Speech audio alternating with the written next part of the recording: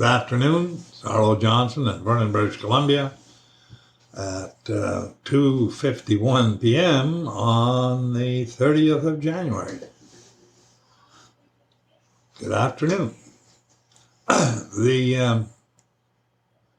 We're getting 1 month of winter wrapped up.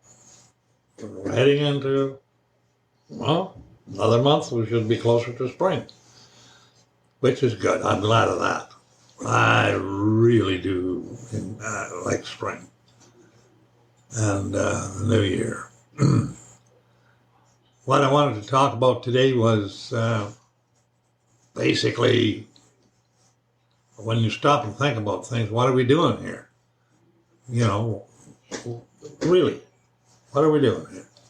You know, people get born, grow up, go to school, learn something, a little bit of knowledge. Then they get together with another sex and develop them more of themselves, which is a plan God put together. They have nothing really to do with it. The instincts are put in them. It's not theirs, it was put there. That makes men attractive to women, and women are much more attractive to look at than men, for the reason that they would get the seed that men plant, and they could attract maybe the best one they could get. Now, what does that all prove?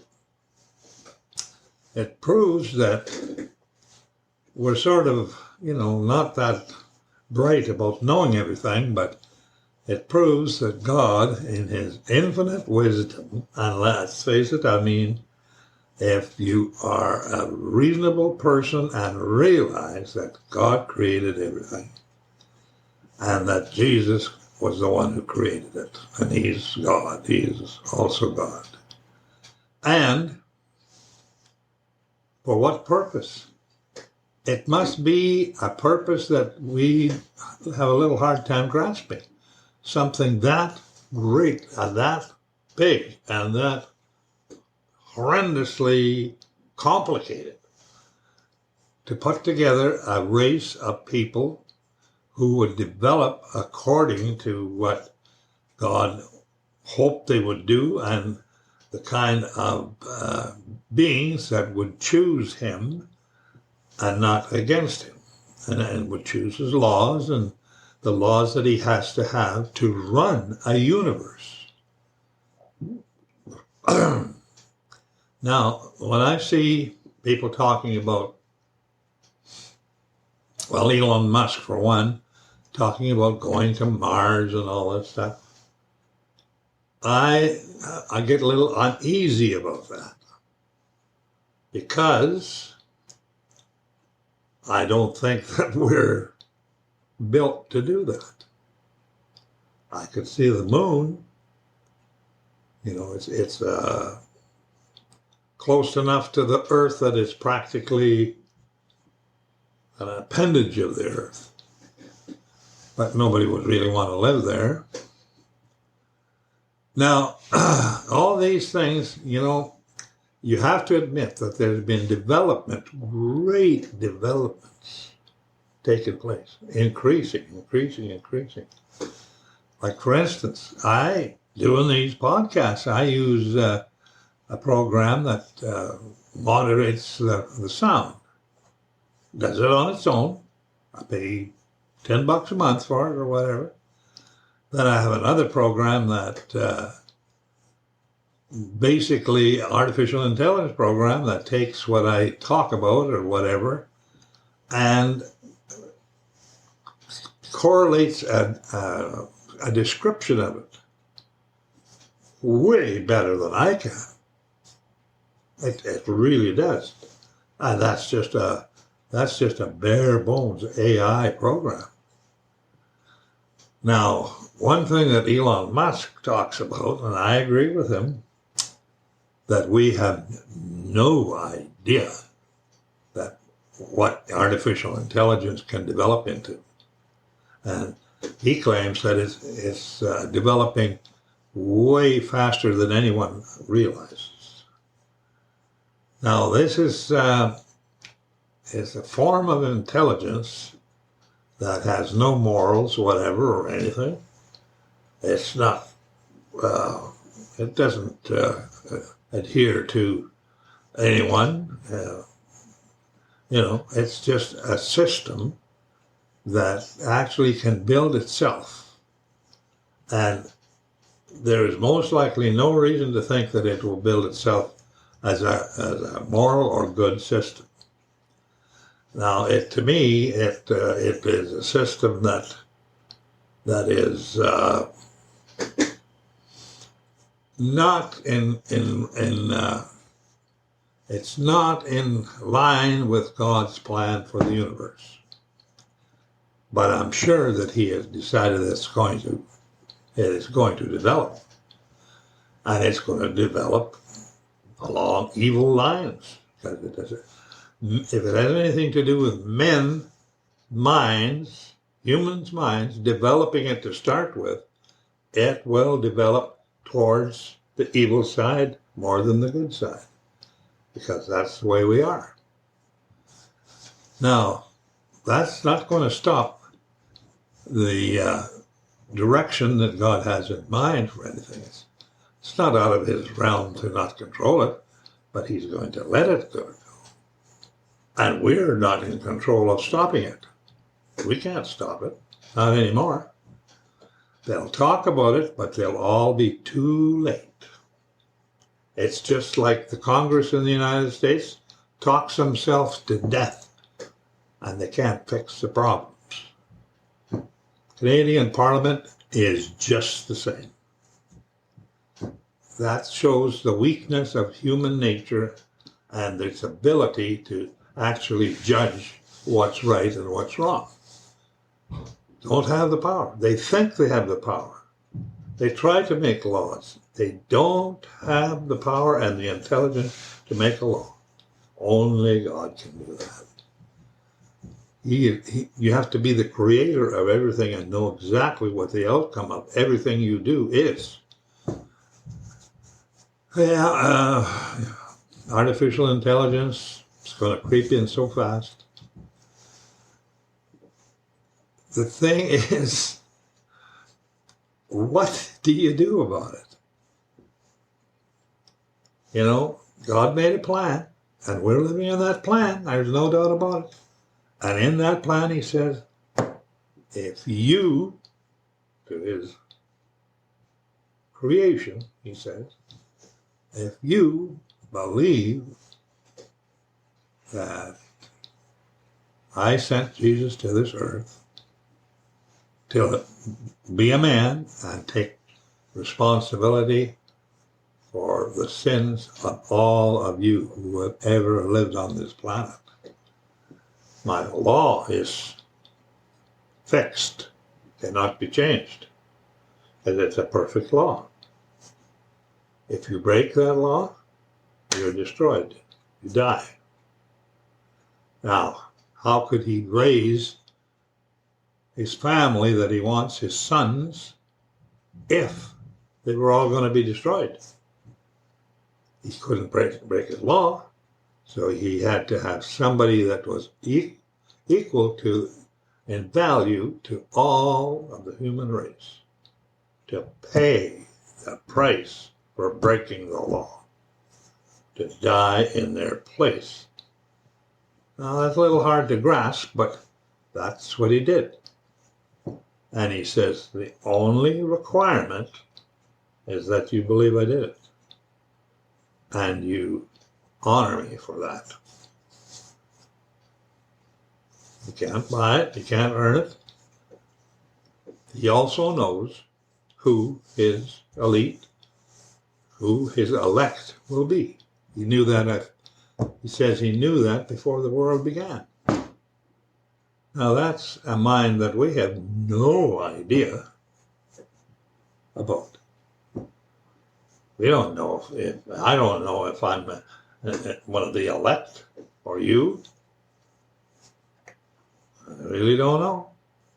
But God actually knows that. right now.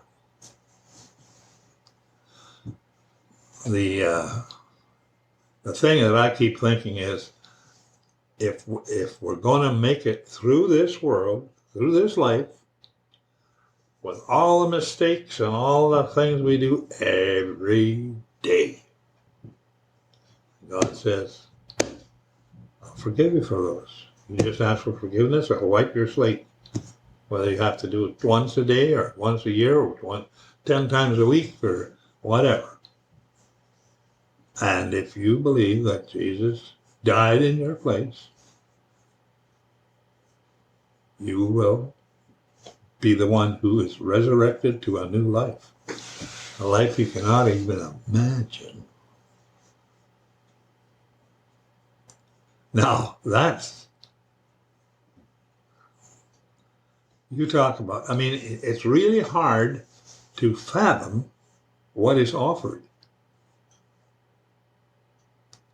The thing is, it just about blows you away when you see what's going on in the world.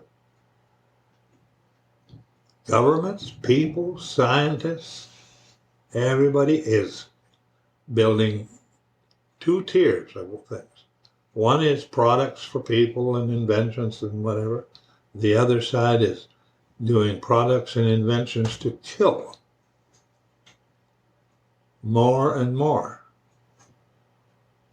Now remember, went from sticks and stones to bows and arrows, and then rifles, and then tanks and planes and bombs and missiles now. Now we've got atomic bombs, hydrogen bombs that blow up the whole place. Submarines, can you imagine? That was not even conceived of when my grandfather was born. They wouldn't even have conceived that. Now they can lay underwater, travel around, and destroy a whole country right from not even surface. But the killing of people has increased like 1,000-fold. And now they're at the point where they most likely hardly need armies. They can fight it with mechanical means. Who gets in first and who blows up first? People faster. Well, you can tell that that's going to get to an end where it's just impossible. Cannot go on anymore and just destroy everything. God says that He's going to stop it just before that happens. Well, we're getting to that stage. And I said before that if you want to know when the end of this age is, it's not the end of the world, but the end of this age and the new age starts, I can tell you right now, with certainty, that it's 7 years at least. It's at least 7 years from now, not a day earlier. And tomorrow it'll be 7 years from tomorrow. Because until the start of the tribulation starts, the trouble starts. Jacob's trouble, it's called. You know, it's just, it amazes me that the plan that God has, in the plan, He describes a city that He's going to bring to the earth. The new Jerusalem is going to come down and on the new earth. He said, I'm going to create a new earth, heaven and earth. And He says in that city is going to be 12 steps that are named after the 12 apostles or something. I think it is.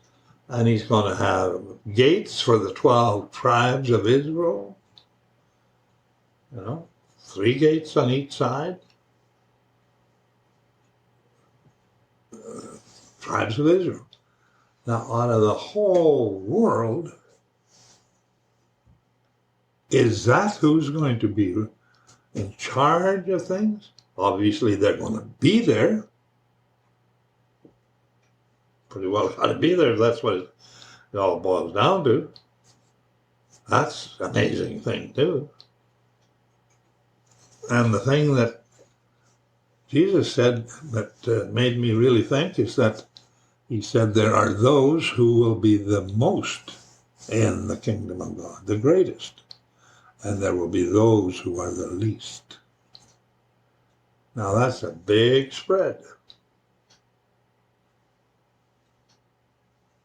And what's the divisions?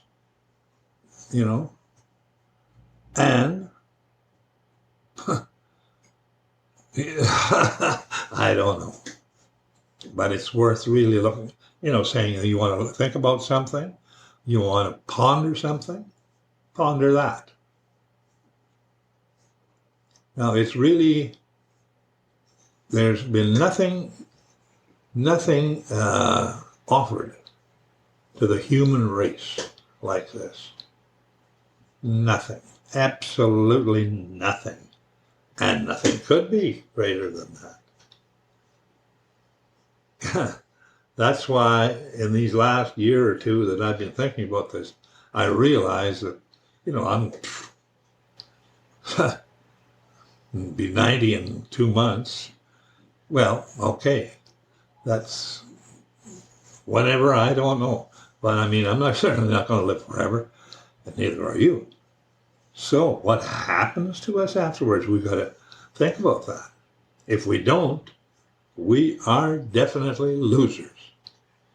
And God will say, fine, I don't need you. I don't want you. I don't want that kind of a person to live forever in my kingdom.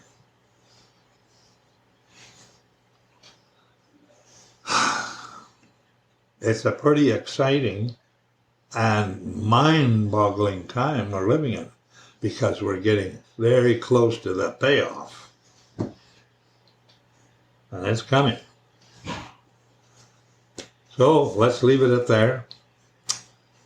I'm going to wish you the best of luck. I hope you pay attention to how little I said. I just hope so.